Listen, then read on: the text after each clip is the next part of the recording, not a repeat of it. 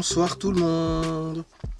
Alors, ici, ça va être une vidéo un petit peu particulière, car je vais revenir sur, voilà, ce fait qui m'avait, entre guillemets, opposé à un bus de la tech, et j'avais fini, donc forcément, par envoyer cette vidéo en faisant une réclamation à la tech.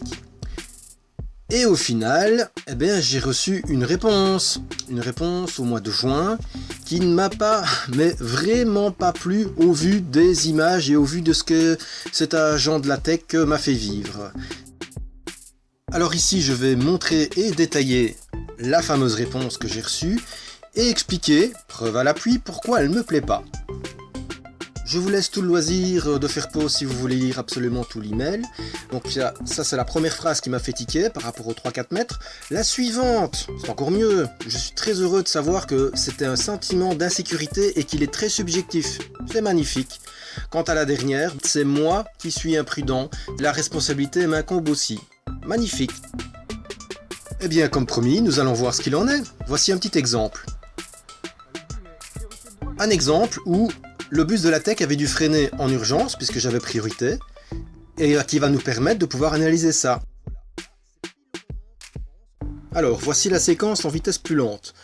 C'est le moment où la conductrice m'aperçoit. Elle est à 2 mètres du panneau.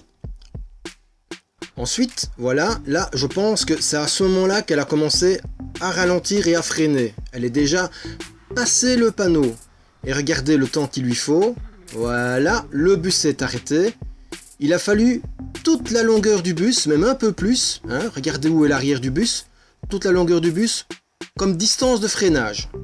Un bus qui fait 12 mètres de long, 12 mètres. Alors quand la tech me répond que c'est courant de suivre un cycliste à 3-4 mètres, hein, en sachant qu'il aura fallu au moins la moitié de la longueur du bus, ne fût-ce rien que pour réagir, non, là je suis pas d'accord, c'est totalement contraire au code de la route, et il n'y a pas de problème, oui, on pourra revoir ça par rapport à la responsabilité, mais c'est clair que la mienne ne sera pas engagée. Et je rappelle aussi ceci, hein, par rapport aux vitesses, tout conducteur est censé tenir une distance suffisante. Alors, même si tous les conducteurs, hein, ou la plupart suivent un cycliste à 3-4 mètres, ça ne suffit pas. Il a fallu plus de 12 mètres à votre conductrice pour pouvoir freiner totalement. J'espère que le message va passer. Pour la prochaine fois. Allez, bonne soirée tout le monde. Et bonne route.